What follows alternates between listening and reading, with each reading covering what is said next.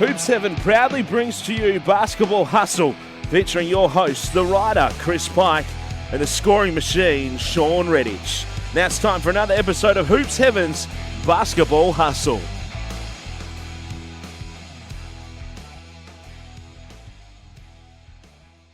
Hello and welcome to another episode of Hoops Heaven's Basketball Hustle, and boy, is there plenty of ground for us to cover. We're heading towards the finals. We've still got three teams fighting it out over fourth position. I'm Chris Pike. I'm glad to be back on board with you once again as we gear up for the business end of the NBL season. No Shawn Redhage, no scoring machine with us this week, but I don't think anyone will be complaining about who's stepping in for him.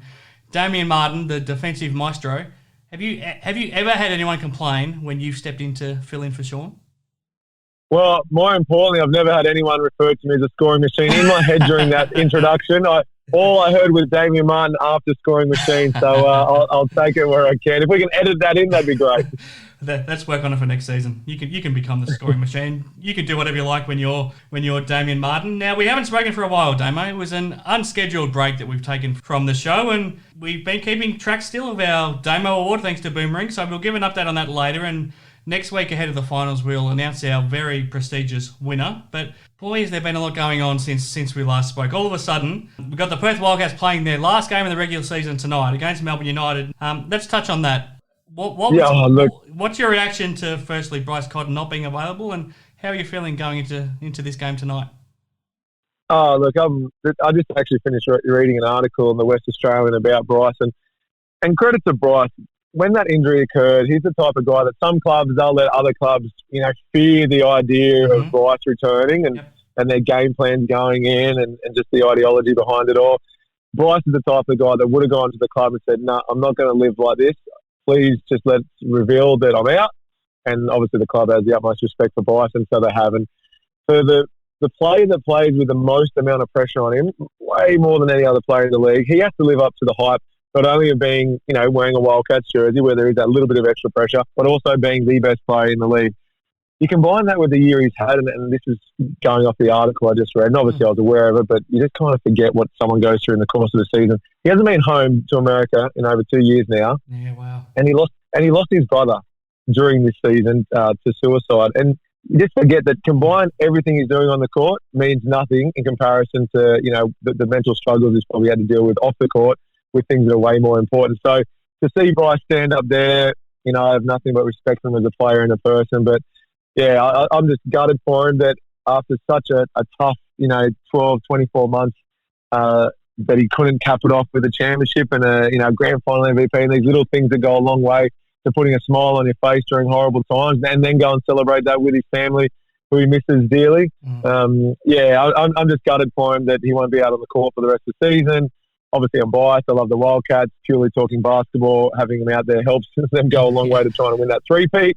But overall, it's one of those articles you read, you sit back from and go, this is way more important than basketball. And I can't wait for him to board a plane at some stage when he's allowed to. Obviously, travel's not on the cards anytime soon with the type of surgery he's had and the reasoning behind it. But when he can get back to America and spend some quality time with his mum and loved ones, then I'll be grinning from ear to ear, and I know how much it'll mean to him to be in front of family after such a trying couple of years. Yeah, absolutely. I mean, it puts things into perspective, doesn't it? And we'll come back to talking about what it means to the Wildcats and their championship hopes a little bit later. But how exciting is it knowing that we've only got a few games to go over the regular season? We've still got 6 teams in the race for the playoffs. We've still got the South East Melbourne Phoenix, Sydney Kings and Brisbane Bullets who can all still make that 4th spot. It's incredible. Every time I go to put a line through Brisbane, they show up the following game and put on a clinic. Jace Kadee was fantastic. Sobey closed out the game. He was brilliant. And same with Sydney. I looked at the ladder, I feel like only 4 or 5 days ago, I thought, that's it. There's going to be no Sydney Kings in the postseason. Next thing, they rattle off a couple of wins, including a great one against the Hawks. So it's going to be interesting who does secure that 4th position, or even how they finish with 3rd and 4th, because obviously that's going to mean a lot for Wildcat supporters. Do you want to play Illawarra, where you've just lost to them but have beaten them the previous 3 times, or South East Melbourne, where you're sitting at 500, 2-2, when you were playing them early in the season, prior to Brokoff joining the team, and now they've got a Brokoff and we've lost a Cotton. There's some danger there. Or Brisbane, who I think they probably feel most comfortable against. but Brisbane show that when they're lighting up from behind the arc and Patterson's doing his thing, they are very good. They got some quality bigs. You keep Hodgson on the floor. They can do some damage there. And then I've left out Sydney, who are one of my favourite teams for the Wildcats to match up on, purely from it's always entertaining. They're great games. They're close-knit. Mitch versus Caspar. You look at one of the best defensive players in the league versus one of the best players overall in the league. So, there's a lot to like about the matchups going forward, but even more important is how special this weekend's going to be, because you're going to say goodbye to two teams and welcome to the finals to one. Well, let's go through what we are going to see this weekend. I guess we've got so many games to try to catch up on. We probably don't need to go back on a recap through all of the weeks that we are trying to catch up on. So let's look ahead tonight.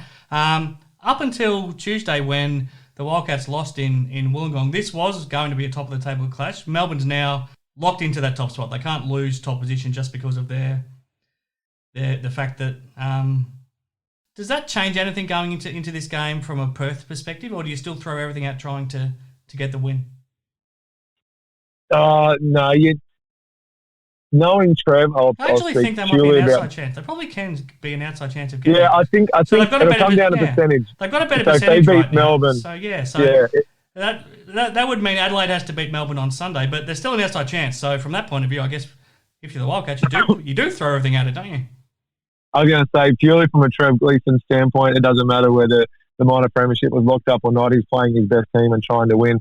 He only believes there's one game plan when you step foot on the court, and that's to win. And I've always respected that. So, you're right. If they beat Melbourne go over to Adelaide, lose to Adelaide, who obviously are without Giddy and Humphries. So I don't think they've won since both players have been ruled out. But funny things can happen on a basketball court, and when it's your last game of the season, players playing for contracts, Adelaide just might be able to put the ball through a hoop enough times to snag a win. So, no, it is a massive game tonight. Obviously, you're looking at a couple of the best bigs in the league in Landale and Mooney. You're looking at Chris Goulding, who's just been hot. I think he averages more first quarter points than any other player in the league. Yep. When he gets going early, he really puts the team on his back, and then other guys kind of feel their way into the game. Mitch McCarron's had a great season. So they've got plenty of talent. And you're going to probably see the most talented team in the league, or the most talented team in the league, versus probably the most disciplined, structure-based, in particular now that Bryce isn't playing. They'll move the ball. They'll try and set good screens. And when you're open, you're expected to shoot it. If someone's open, you're expected to make the pass. So it's the old concept of a good look for a great look. And over the course of 40 minutes at RAC Arena, it's going to be a great game, and one I'll back the Wildcats to get done. We haven't had a chance to chat about Will Magnay since his arrival in Perth. He hasn't been the offensive threat that I guess some fans might have been thinking, but he seems to be slowly finding his groove defensively. He's still rebounding strongly, and I think he's only going to keep getting better. Come playoff time, he could still have a real impact. Yeah, I agree. The thing with Magnay is, well, there's a few things in my opinion. He's young. He's still very young. He had a great season last year with the Bullets. They obviously led over to being in America, having a taste of NBA basketball, and then back to the G League. But he hasn't played basketball for quite some time. So the combination of coming in, maybe a little underdone, and then secondly, he's coming into a team where it is a high structure-based team that has been scouted so well for so long that the Wildcats do rely heavily on their counters. So you take away the first option, it becomes second nature to know what your second and third options are. Now, that takes time to learn. And Magnay, he might know the first parts of the offense, but he's still getting to learn the counters. So I think between getting in 100% conditioning-wise, knowing the counters, a bit of confidence, he's going to be fantastic come playoffs, because he's still doing a good job, in my opinion. Yep. And defensively is where we need him most. If the Wildcats be the best defensive team in the postseason, they may only need to score 75 points to win a game or to win a championship. It won't need to be 85, 90, because when we start getting towards that 90 mark, that's when I think it's going to be tough to win games, because there's no B Cotton out there. Well, this is as good a time to talk about it as any. In your mind, can the Wildcats still win the championship without Bryce? They can, but it is tough. It is very tough. If you said it's one game, then absolutely. Of course, the one game, well, to be honest, any team can beat anyone with how tight it can be. But the best of 5 series, usually the cream does rise.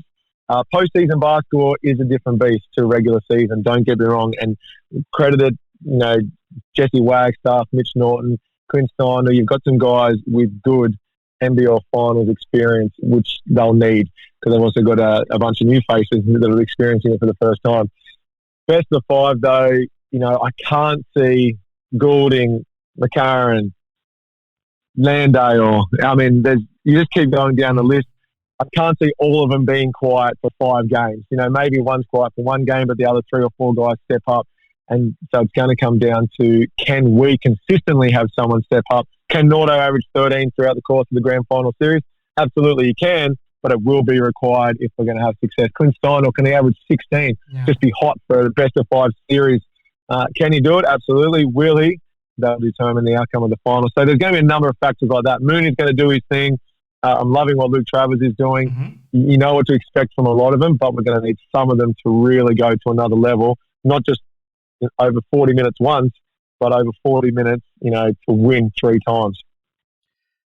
The fact that it's going to be such a tight schedule during the finals, does that help or hurt the Wildcats once they get there? I think it looks like at this stage it's going to be pretty much every second day you're going to be playing a final, and it gets underway next Thursday. Does that help? Does it hurt, or does it not really favour either side in your mind? Yeah, I mean, it's only a 3-hour flight between the cities, so there's no problems there. If it goes to not like game that 5, remember that New Zealand Grand Final series you played? That was incredible. Every second day you're flying over there and back. We were sharing a plane with them, so it came down to a battle of the managers to who got the most exit rows. And there's nothing more awkward than when you've just played a team and the next morning you wake up, you're at the airport at the same time, and then you're sitting next to them on the plane. So there was a bit of shuffling around, because the last thing I want to do is spend 40 minutes elbowing Mickey Vacone and then to spend the next 6 hours sitting next to him copping elbows. So, yeah, that was the Probably hardest had to keep you away from face. Shawn too, did you? Yeah, more so. But yeah, no, I think Trevor's always said that every training session they have during the regular season, the pre-season, the off-season, whatever it may be, they're on the court. It is within mind the last 2 minutes, game 5 of the grand final series. So fitness-wise, it's not going to be a problem. The thing that Melbourne probably have the leverage over the Wildcats is their depth. You look at their roster, whether Dave Barlow's coming off as the 8th man, 9th man, Shea Ely, playing 25, 30 minutes in a game 5 if need be because it's fatigue playing into it. He's picking up full court, turning Nordo twice, who may be required to play 33-plus minutes in every game.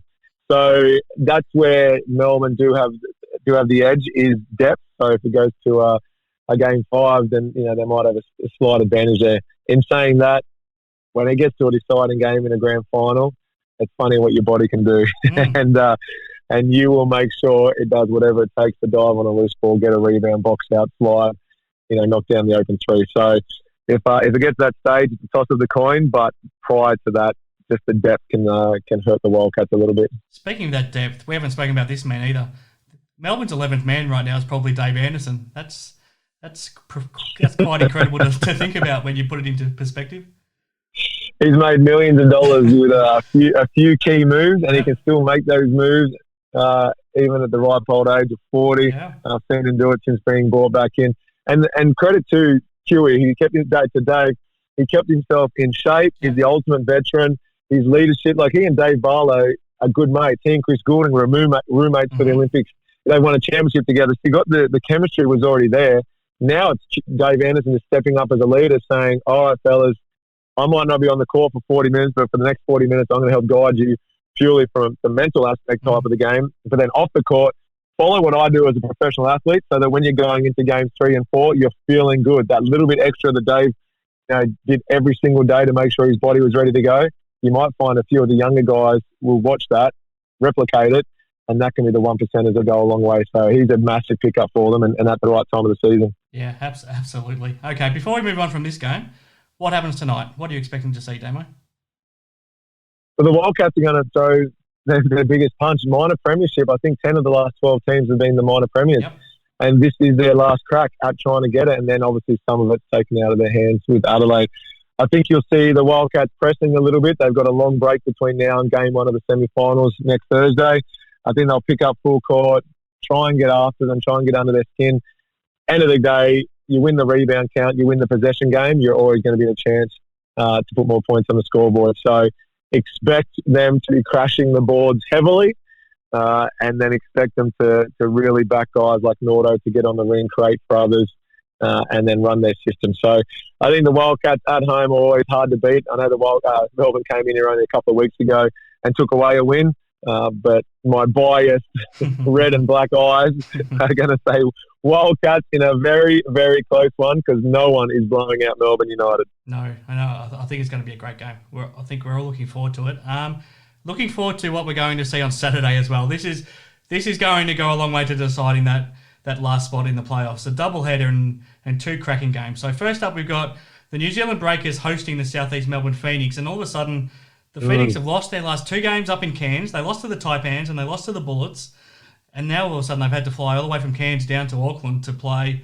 A lot less than probably 48 hours later by the time they hit the floor on Saturday. All the Phoenix need to do to win is to win, and they'll just about lock away a final spot. But can they beat the Breakers down in Auckland? The Breakers, for me, the Breakers have been the most disappointing team of the season just because they got so much talent. Now, I know they've had injuries and played through way more adversity than any other team. I mean, they've barely been home until, 6 months or 7 months away to begin the season. So don't get me wrong. But now that they're home, that talent that I expected to get them wins at the start of the season and push them into the postseason, I think I predicted them to finish third or fourth. Now you're starting to see it. So the Websters are dangerous. You don't know necessarily what you're going to get from everyone else around those, aside from those two. But when other guys get going, they are still a very good team. I just think the Phoenix have too much to lose, that they're going to get it done. But anyone who's looking at the ladder and saying, Southeast will win this purely based on where each team is on the ladder, they're kidding themselves. So I'll go Southeast and lock in that spot in the playoffs, but I'm talking marginal 6 points in favour of Southeast is my prediction. What have you seen in those two games up in Cairns to concern you about the Phoenix? Because they were in winning positions in both games. Firstly, against the Taipans, they were still 12 points up early in the fourth quarter, and they blew that game against the bottom placed Taipans, who were missing five of their best players. And well and truly out of contention. And then even last night against the Bullets, they were in control at halftime, but didn't turn up after halftime. Have you seen concern there with what you've seen from South East Melbourne? Yeah, the thing I'm surprised with most is why is Ryan Brokoff purely used as a space guy in the corner? Now, I know that they love... It's like what happened with Todd Blanchfield for a number of years at Melbourne and Sydney, wasn't it? And he's a lot better than that. Exactly right. And I get that, South East, they do base a lot of theirs on the middle pick and roll and the side pick and roll. So having a guy that spaces it really does make it easier for drop-off passes or to get on the rack.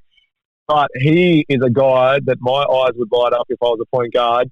And, what we at the Wildcats used to call 2 and 23. So our shooters could come off a single stagger or a double stagger. I'd be putting him in pin down, staggers, on ball where he lifts from the corner.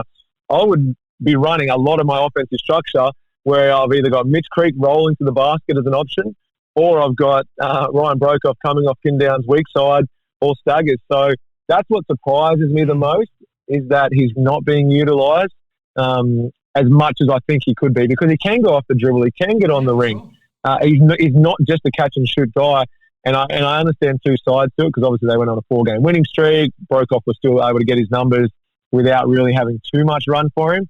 But right now, I'd just be saying Creek's going to get his, just with his mindset, that attacking mentality, which I've always loved. Adnam has a similar mindset, but hey, I want to see the guys at the point guard position saying, all right, let's get some pin downs to Brokoff. If they switch, fantastic, we'll roll it into our bigs. Wetzel on a mismatch is going to go with baby hooks. If they don't switch, good luck trying to contest Ryan Brokoff, who's 6'8", shoots above his head and shoots above 40%. Yeah. So that for me, the most surprising thing is their offense, because average offense can lead to poor defense, because defensive transition is the hardest part of the game at the defensive end. But apart from that, yes, they've dropped 2 games.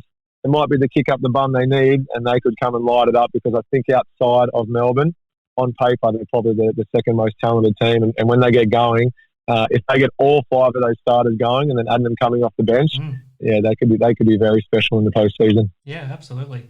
Now, the second game on Saturday, before we get into the game itself, Sydney hosting Brisbane, if you're those two teams, do you keep a close eye on what happens in the game before, knowing that it affects your season, or do you try to block it out?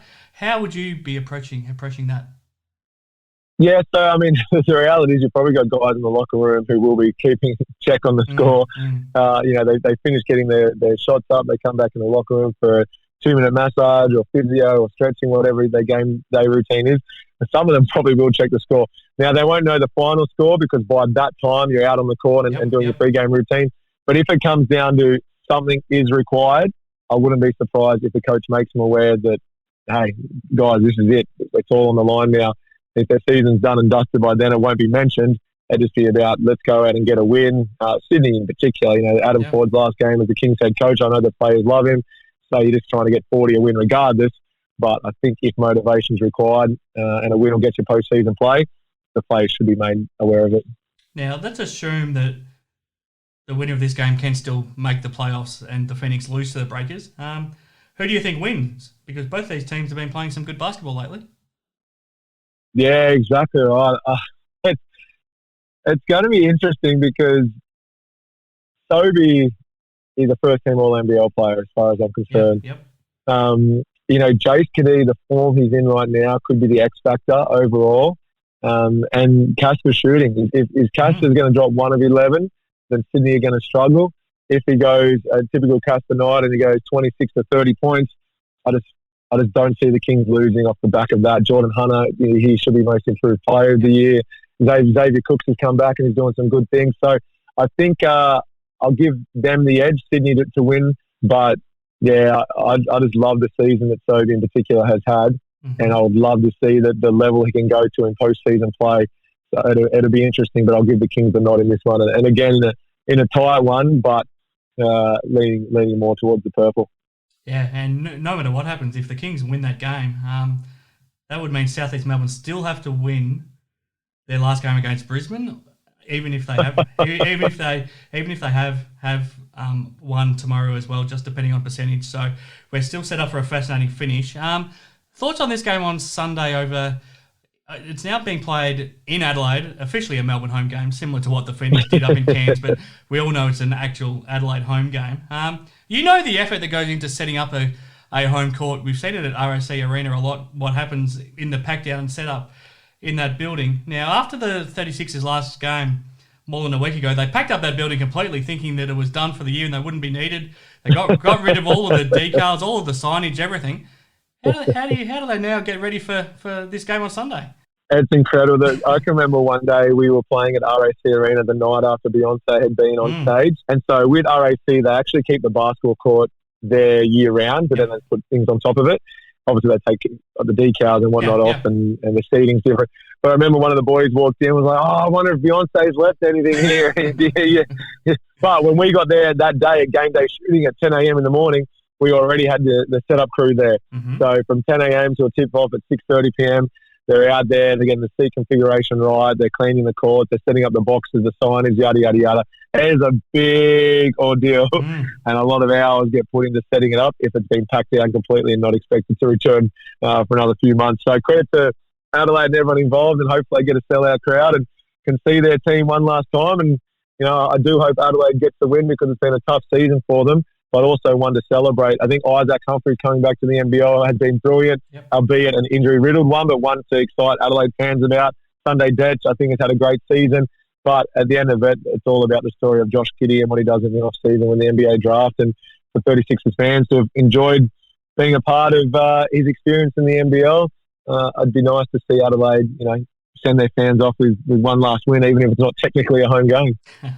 I wanted to touch on your thoughts on the 36ers. To me, they're just as disappointing as you were in the Breakers, because I think at their best, they've got a squad that really could have been a contender. If you look at the starting five when they were healthy and all available, with Isaac Humphries and DJ up front, I really like Brandon Paul when he's aggressive and when he's focused. We know how good of a defender Sunday is, but his offensive game's improved. And then you got Josh Giddey as the point guard, putting up triple doubles, but then they still had Keanu Pinter, who's got better and better as the season's gone on, coming off the bench. Jack McVeigh, we know what he can do. And then Tony Crocker, I think as an import coming off the bench, I think he's pretty handy if you've got the depth to cover it. I think it's a real season of missed opportunities in Adelaide. How do you see it? Yeah, I think when they're starting to make their run, that's when Humphries was the league MVP after five rounds, and possibly Defensive Player of the Year. Yep. And then he went out, and because that tall timber, that combination of DJ and Humphries was really working. And then he gets injured, in and out. They just never really found their groove, I thought. And I think Daniel Johnson's had another great year. He's just all class. He's one of Adelaide 36's all-time greats. But I think that the inconsistency they got from their imports meant that they're probably relying too heavily on, DJ at times or Giddy at times. Yeah, I just think that in the off-season, obviously Giddy's going to be gone. If they can replace him with an import point guard and then a more consistent wingman, then I'd be backing Daniel Johnson and Isaac Humphries to take me to the postseason any day of the week if they've got the right scoring power and defenders around them that'll come from their imports, and Sunday will keep doing his thing. Jack McVeigh's game will continue to evolve. He's still only young. But, yeah, I agree. I did not pick them at all in the off-season to do as well as they did at the beginning of the year, and their starting five was as good as anyone else's when fully fit. But the inconsistency of both their playing roster due to injuries, but then inconsistency of the performances, in particular from the imports, probably let them down with the overall scheme of the season. Yeah, no, completely agree.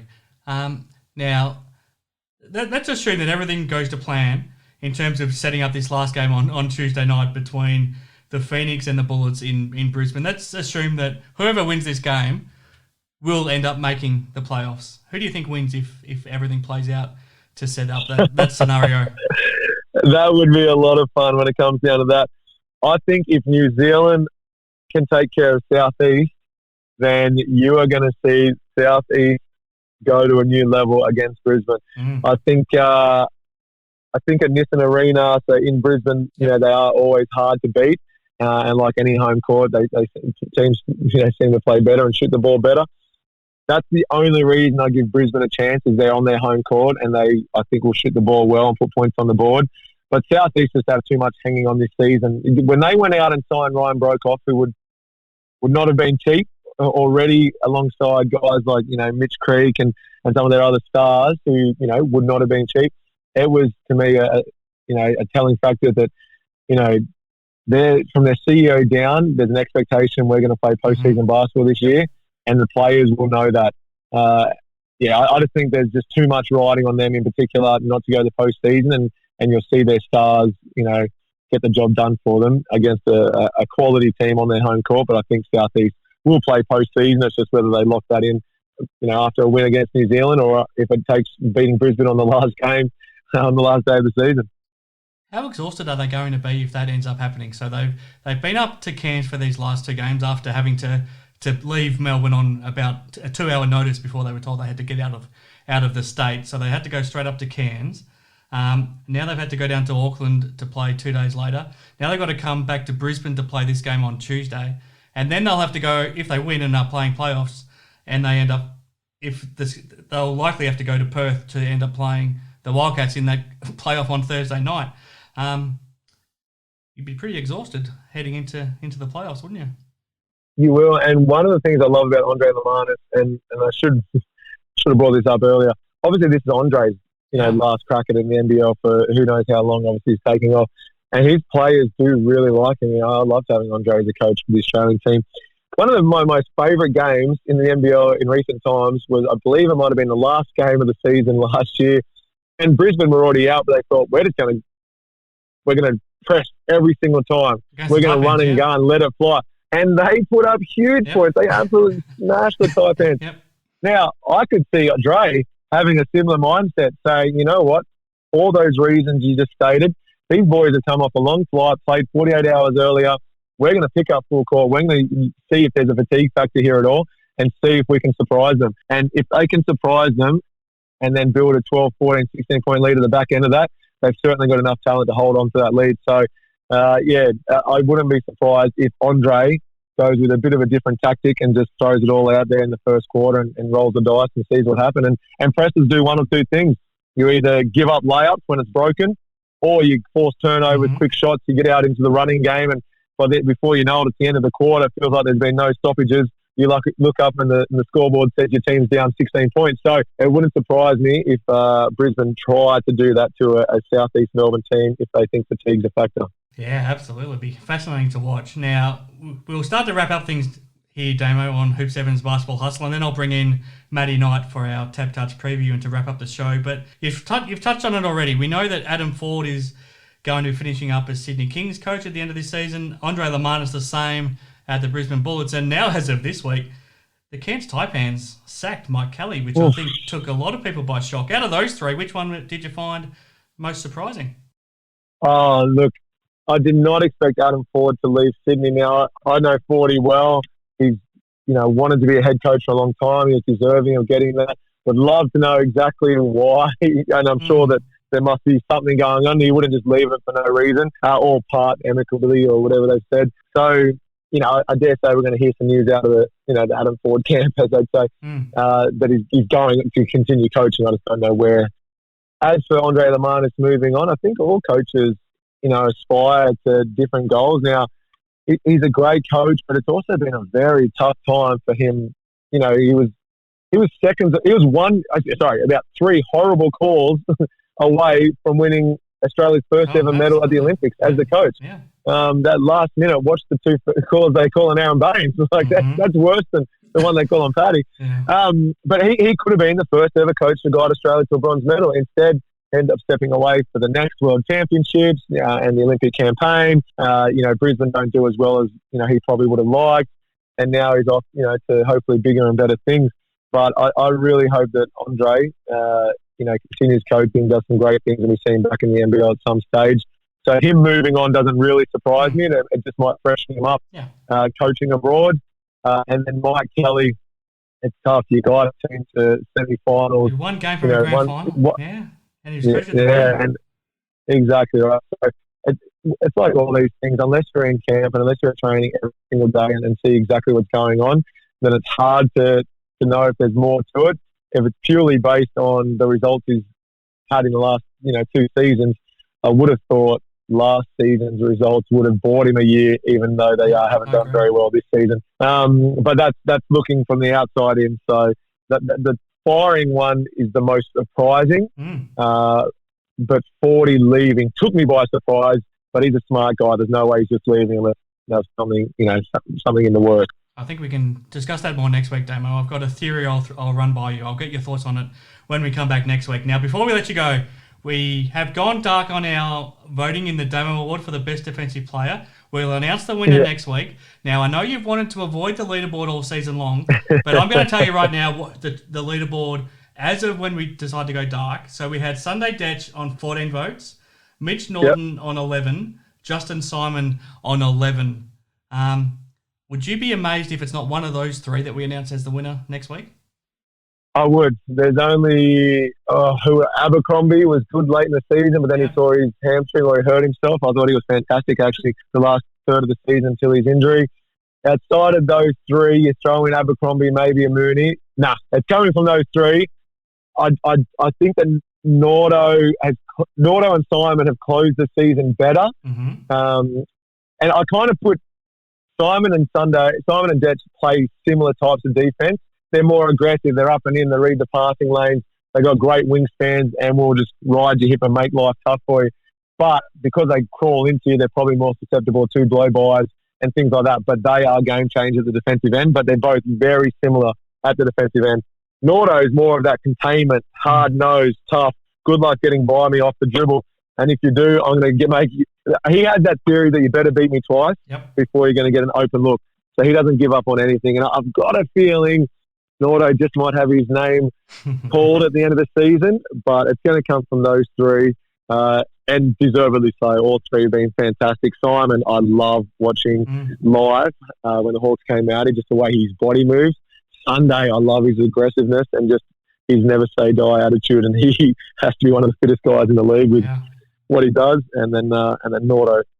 Obviously, I've got a lot of respect for him as a teammate from years gone by, but he's taken his defensive game to a new level. And just watching players get frustrated because they can't get by him off the dribble just wears them down over the course of 40 minutes. Well, that performance on Casper Ware last week was unbelievable. Yeah, exactly. All right, Damo, it's been a lot of fun to catch up again. We'll have to let you go here on Hoop 7's Basketball Hustle. Looking forward to seeing you on the TV coverage tonight, and we'll, of course, be back next week, and we'll announce the winner of that Damo Award thanks to Boomerang. Looking forward to it. Thanks, Pike. It's good to be back.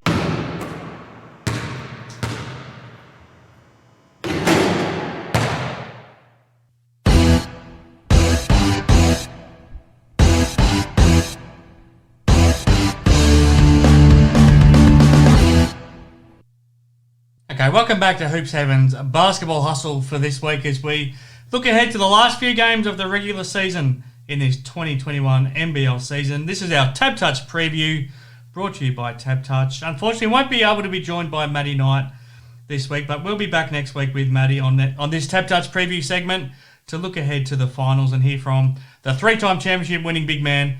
Always some terrific insights from the Nightmare.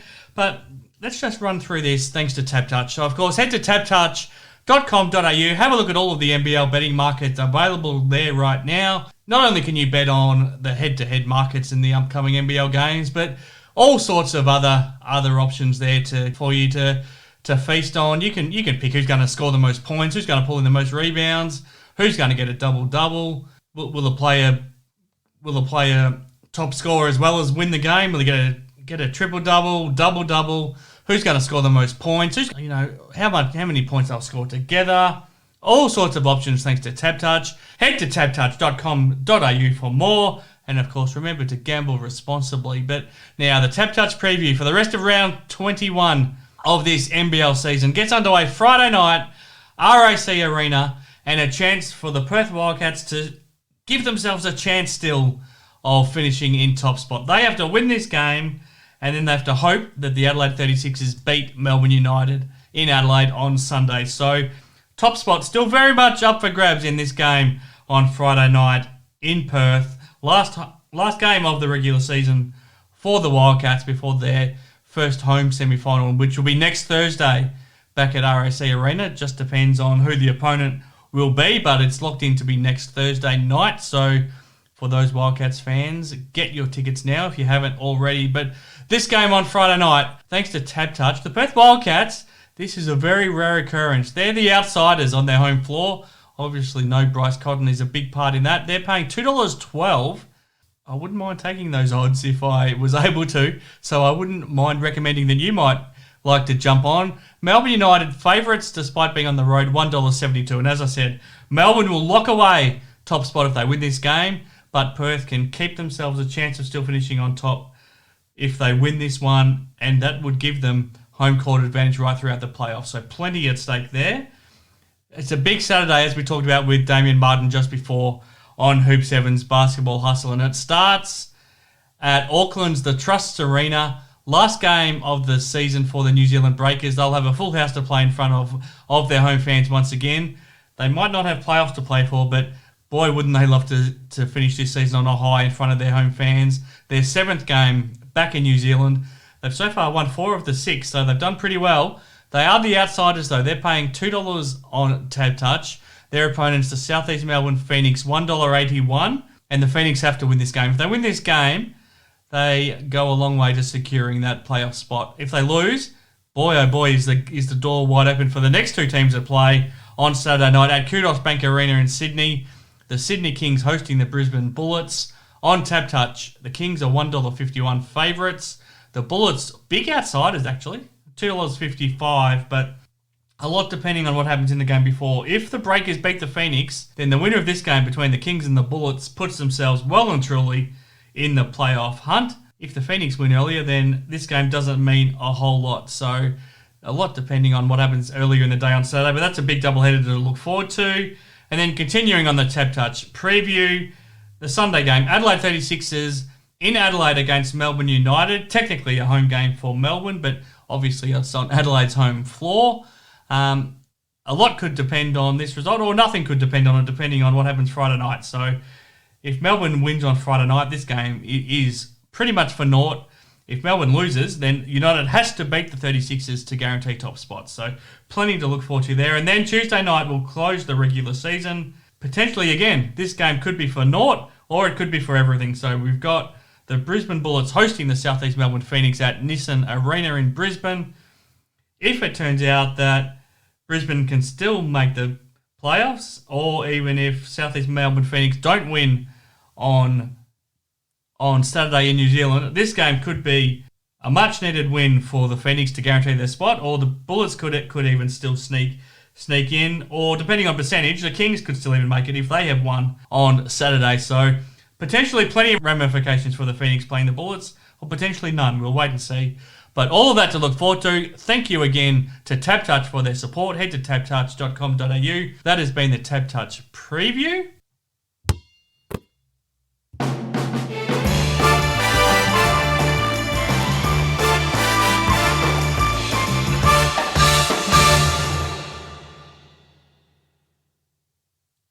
And that's it for another episode here of Hoop 7's Basketball Hustle. A big thank you for the tremendous support that's ongoing from Hoop 7 that we receive here on the show.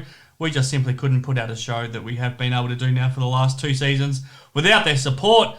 Check them out at hoop7.com.au, or if you're in Perth, the best basketball store in the country. There is absolutely no doubt about that. It exists on Murray Street in the Perth city. You'll be blown away by what you can find in there. All the shoes of all sizes that you would ever hope for, but boy, oh boy, does it go beyond that. So check it out, Hoop 7 in the Perth city, or at hoop7.com.au. And of course, thank you to Boomerang for continuing to bring us our Damo Award for the Best Defensive Player. We'll announce the winner of that next week on the show, and hopefully also speak to the winner. So keep your eye out for that ahead of the finals beginning on Thursday.